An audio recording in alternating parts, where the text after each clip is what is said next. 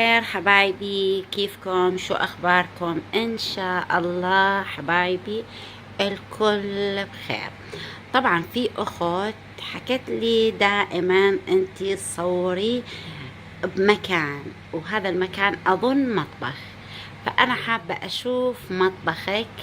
فأنا هسه حبايبي حبيت أورجيكم مطبخي المتواضع، وأنا وين دايما أصور وبأي ركن. طبعا أنا دايما أصور وبهذا الركن أيام، يعني بهذا الركن.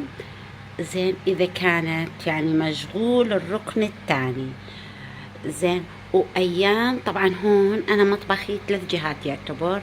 هاي الجهة الأولى، طيب، وهاي الجهة الثانية اللي فيها الغاز. هسه أورجيكم إياه. وحاطة ميكروويف، يسموه ميكروويف. طيب، وحاطة تلفزيون فوقي لأني أنا كتير أقعد بالمطبخ. طبعا هذه شو نقول، المقلايات أو الطاوات زي ما بيقولون يعني بالعراق. طيب حبايبي، هذه المقلايات أنا حطيتها فوق الطاولة هيك بس كزينة، ما يعني ديكور. بس أنا شو حكيت لهم؟ اللي ما بيوكل زي ما بدي أضربها بمقلاية من المقلايات. لأن الصراحة أولادي كانوا كتير يغلبوني وهم بيوكلوا. طبعا هذا الركن الثاني اللي قلت لكم، أنا هون ما حاطة فرن. طيب، بالبيت كله ما حاطة فرن.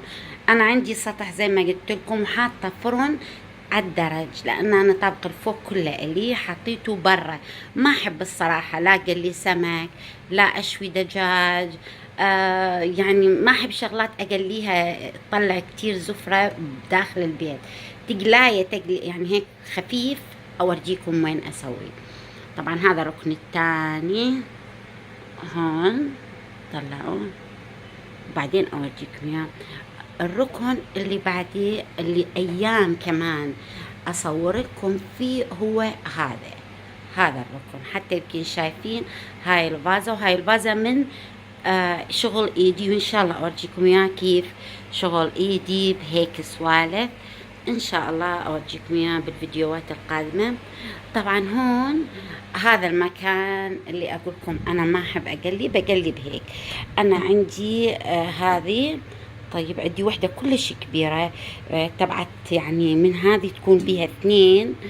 زين، بس شايلتها عشان بس برمضان اطلعها. بتكون اول جهة شلون نقول للقلي، يعني شغلات لحمة وهيك يعني سريعة، والتانية للحلويات بتكون مفصولة عن بعض. هذه أكيد الكل تعرف. طبعا هذا صراحة أنا كتير أحبها، وإن شاء الله بالفيديوهات القادمة أعرفكم عليها شو هي. هذه ماكينة لتسوي التوست، بس هي مو بس تسوي التوست، تسوي كمان كيك. طبعا هذه شو بعمل؟ أنا بحط الطحين وبحط البيض وأحط كل إشي حسب اللي أنا بدي أعمله. وأوقتها مثلا بدي أصحى ساعة أحطه بالليل، ووقتها مثلا أريد أصحى الساعة 6 الصبح. الساعة 6 الصبح هي تشتغل قبل 6، وتخلص الساعة 6 ترن الجرس، أدخل على المطبخ ألقيها مخلصة أي شي بدي إياه. فطيرة باللحمة، فطيرة بالجبنة، بدي كيكة، بدي أي شي لولادي قبل ما يطلعوا. طيب هون هذا ركن الكافي تبعي. طبعا هاي الماشينة تبعتي أنا اللي بحب أشرب فيها. طيب، وهاي زوجي اللي يحب يشرب فيها. صراحة هذه مو بالعكس كتير حلوة. هاي الكافي هي ان شاء الله اقدر اورجيكم اياها.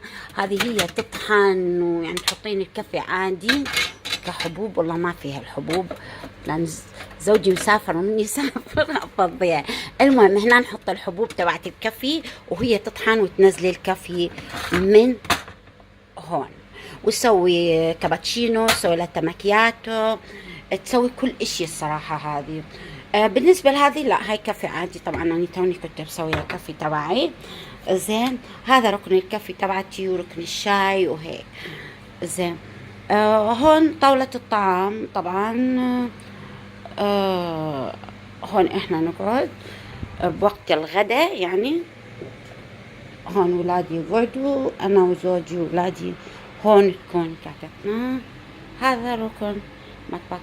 طبعا أنا المطبخ مسويته حتى الضيوف من يجوا عندي والله ما بيحبوا يطلعوا من المطبخ، بيحكوا لي لا احنا نحب نقعد عندك بالمطبخ. طبعا لان انا من المطبخ كتير يعني مرتبته، بس مو بذيك الضخامه مثل باقي البيوت، يعني كتير فخم واو لا، يعني الحمد لله والشكر. آه يعني انا كتير فرحانه بمطبخي، وكتير احب الصراحه المطبخ تبعتي، كتير احب هذا الركن، يعني هذا ركن اكتر اشي اشتغل فيه. هسه الصبح يعني اول ما صحيت تلقوني طلعوا نظارتي، لان انا بس بالقراءه لازم البس نظاره. طيب بس بالقراءة، يعني اتفرج على التلفزيون اسوق سيارة لا، عادي زين. وكاسة الكافي، واقعد شلون تقول اشوف شو راح اعمل لكم اليوم. هذا بالنسبة روتيني اول ما اصحى الصبح. طبعا انا كسولة من جهة العمان، اصحى متأخر لان ما عندي دوام، بس احتمال انا رايحة على شهر ال11 او ال12 على المانيا.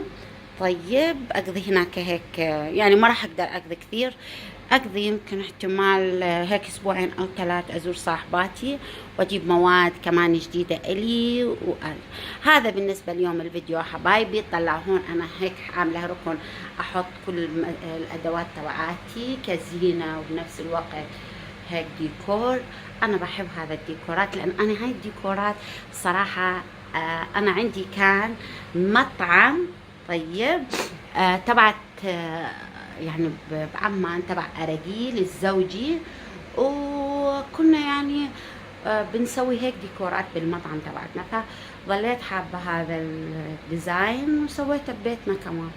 هذا بالنسبة للمطبخ تبعتي حبايبي اللي سألتوني كتير وين تقعدي هيك اقعد، وطيتكم فكرة لا اكثر ولا اقل، اللي حابة هيك تعمل نفس فكرتي. وانا حبيت اليوم بس دردشة واقول لكم مساء الخير او صباح الخير بتوقيتي، لا مو توقيتي يعني انا بعمان، بس توقيتي لان صحيت متأخرة كسولة. ومع السلامة حبايبي.